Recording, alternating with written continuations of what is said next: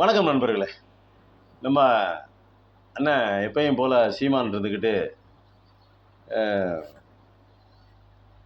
வயநாட்டிற்கு ராகுல் வந்திருக்காரு, ஏன் போன வருஷம் ஏன் இங்கே வரல, நம்ம தூத்துக்குடிக்கு வரல, வெள்ள பாதிப்பு ஏற்பட்ட மக்களை, தமிழ் மக்களை ஏன் பார்க்க வரவில்லை, வயநாட்டுக்கு மட்டும் வந்துட்டு போகிறாரு அப்படிங்கிற மாதிரி சொல்லியிருக்காரு. நல்ல விஷயந்தான். ஆனால் இப்போ அது நடந்தது போன வருஷம். ஏன் இவ்வளோ நாளாக சொல்லலை அப்படின்னு நமக்கு ஒரு கேள்வி வரும்ல. இப்போ பார்த்தீங்கன்னா, இப்போது ராகுல் வந்திருந்தாக்கா அது ஒரு பேசும் பொருளாக இருக்கும். பெரிய லெவலில் ஒரு தேசிய பேரிடராக அறிவித்திருந்திருக்கலாம். ராகுல் வந்துட்டு போயிருந்தாக்கா ஒருவேளை சொல்கிறேன். ஆனால் வரல, அது உண்மைதான். அவர் அதுக்கு காரணம் பல காரணங்கள் இருக்கலாம். இரண்டாவது, தமிழ்நாட்டில் அவருடைய நண்பர் யார், ராகுல் காந்தியினுடைய நண்பர் மு.க. ஸ்டாலின் ஆள்றதுனால அவருக்கு ஃபோன்லேயே பேசியிருக்கலாம். அவர் என்ன உதவி வேணுமோ நாங்கள் செய்கிறோம், பிடிக்கிறோம், வைக்கிறோம், ஏதோ ஒன்று சொல்லியிருந்திருக்கலாம். இல்லை ஏதோ நடந்திருக்கலாம்னு வச்சுக்கோங்க. ஆனால் நீங்கள் என்ன பண்ணியிருக்கணும் அப்படின்னா, நம்ம அண்ணன் சீமான் என்ன பண்ணியிருக்கணும், இதை ஒரு ஒரு ஒரு வருஷத்துக்கு முன்னாடி தூத்துக்குடி சம்பவம் நடந்த புதுசில் இதை பற்றி பேசியிருந்தாருன்னா அதில் ஒரு ஒரு நியாயம் இருக்குது. ஏன் வரலன்னு கேட்குறதுல ஒரு நியாயம் இருக்குது. அன்னைக்கு என்ன ராகுலோட சூழ்நிலைங்கிறது தெரியாது. அவர் எங்கே இருந்தார், என்ன பண்ணார், எது பண்ணார், என்னதான் இருந்தாலும் வந்திருக்கலாம், அது ஒரு பக்கம். ஆனால் வரல.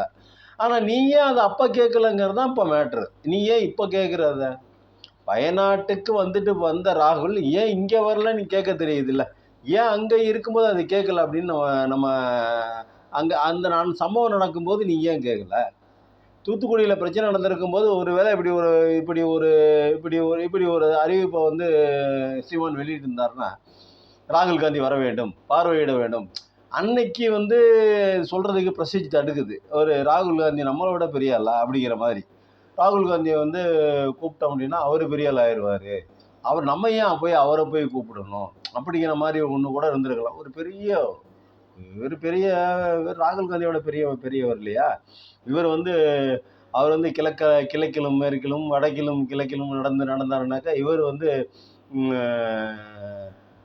உலகம் பூரா நடந்தவர். இவர் சொன்னாக்கா உலக நாடுகளில் இருக்கிற உலக நாட்டு தலைவர்கள் எல்லாம் விசா தருவாங்க இவருக்கு. அந்த மாதிரியான ஒரு பெரிய மாண்புமிகு தலைவர் இவர்.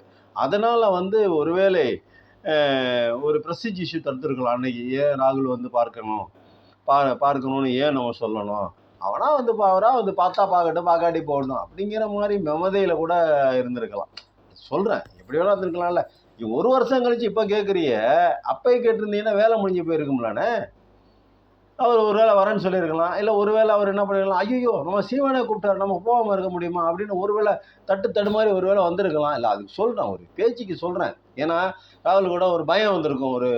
ஒரு வேளை ஐயோ சீமான் கூப்பிட்டோம் இது மாதிரி சொல்லிட்டாரு ப்ரெஸ் மீட்டில், ராகுல் காந்தி எங்களுடைய வெள்ள பாதிப்பை பார்க்கலை எங்கள் மாநிலத்தில் அப்படின்னு சொல்லிட்டாரு, ஒருவேளை நம்ம போகாமல் இருந்தோம் நமக்கு வேறு எதுவும் பிரச்சனையை உண்டு பண்ணிடுவாரோ, ஒரு பயம் வந்திருக்கும்ல அவருக்கு. அது அப்படி எப்படி சொல்கிறேன், எப்படி கரெக்டு தானே?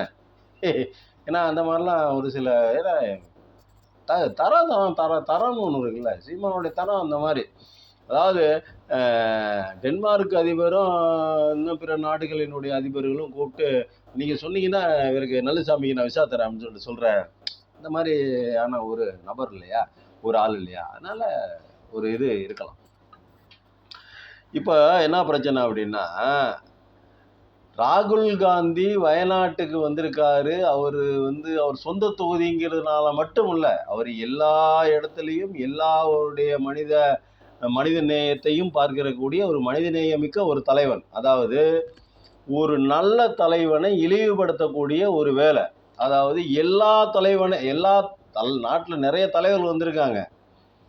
இது வரைக்கும் இப்போ 2 தலைமுறையில் இந்த 2 தலைமுறையா யாராவது ஒரு தலைவர், இப்போ சோனியா காந்தி இருந்திருக்காங்க, மன்மோகன் சிங் இருந்திருக்காரு, பிரதமராக இருந்திருக்காரு, பெரிய எதிர்கட்சி தலைவர் நிறைய பேர் இருந்திருக்காங்க. யாருக்காவது அம்பானியினுடைய படத்தையோ அதானியினுடைய படத்தையோ சட்டசபையில் காமிக்கிறதுக்கான ஒரு வாய்ப்பு யாருக்காவது கிடைக்குமா?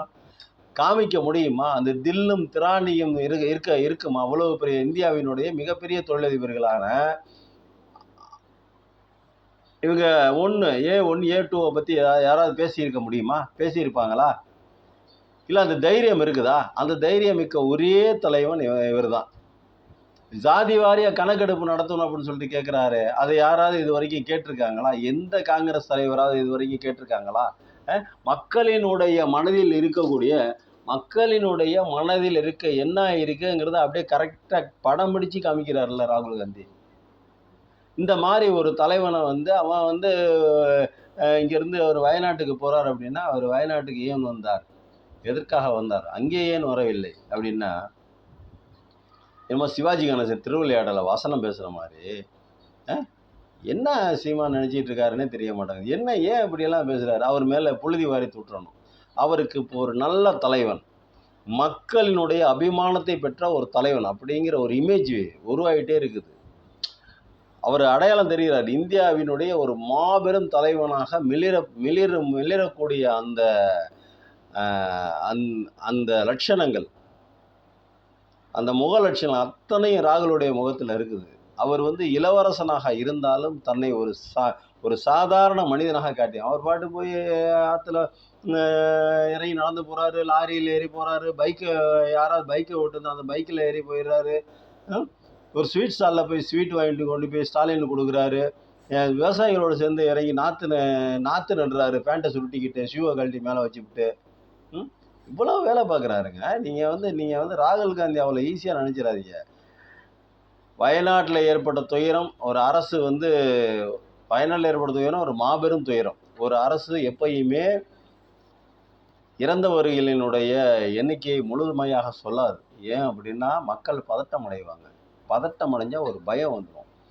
அந்த பயம் பீதியாக மாறி ஒரு மாதிரியான மனநிலைக்கு மக்கள் தள்ளப்படுவார்கள். வேறு மாதிரியான மனநிலைக்கு கூட தள்ளப்படுவதற்கான வாய்ப்பு இருக்குது. ஏன்னா, உறவுகளை இழந்து நிர்கதியாக நிற்கக்கூடிய மக்கள், அந்த மக்கள் அவர்களை போய் பார்க்கக்கூடாதுன்னு ஏன் பார்க்க வந்தேன்னு கேட்குறிய? உனக்கு எவ்வளவு மூளை இருக்கணும் உனக்கு?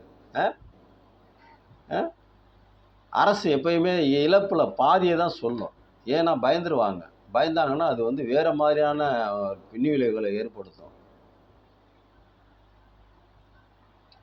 இது முழுசாக சொல்லிட்டு போயிடலாம் அரசாங்கம். ஏன் சொல்லக்கூடாது அப்படின்னா, அந்த பயம் வந்துடும். மக்கள் பீதி அடைஞ்சிருவாங்க. பீதி அடைஞ்சாக்க அவங்களுடைய மனநிலை பாதிக்கப்படும்.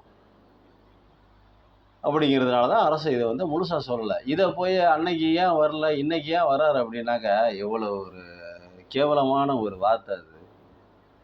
சொல்லியிருக்கலாம், இது பேரிடர் தான், பெரிய இழப்பு தான்.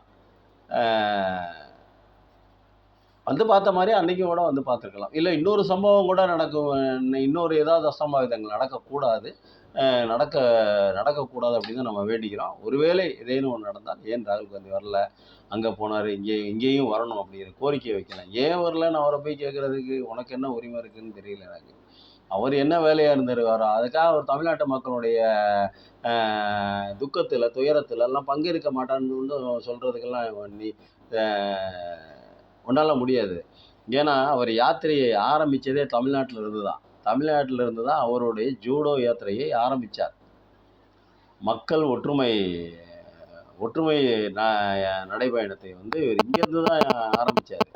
அதனால் நீங்கள் தமிழ் மக்களை அவர் கண்டுக்கல, அவர் தமிழ் மக்கள் மேலே கோபமாக இருக்கார், அந்த மாதிரி ஒரு நரேட்டிவை ஒரு பொய்யான ஒரு பிரச்சாரத்தை பண்ணுறாரோ சீமான் அப்படிங்கிற மாதிரி தோணுது. தேவையில்லாத ஒரு இளம் தலைவர் மேலே மக்கள் வச்சிருக்கிற அபிமானத்தை, அந்த நம்பிக்கையை தகர்ப்பதற்கான ஒரு வேலையை தான் நம்ம பெரிய அண்ணாச்சி சீமான் பார்க்குறாரு அப்படிங்கிற மாதிரி தான் எனக்கு தோணுது. தயவுசெய்து அவருடைய அரசியலை தமிழ்நாட்டுக்குள்ளே வச்சுக்கிறது நல்லது. ராகுல் காந்திகிட்டலாம் போய் முட்டி மோதி மண்டை உடைச்சி நிற்க வேணாம் அப்படின்னு கேட்டுக்கிறோம். நன்றி, வணக்கம்.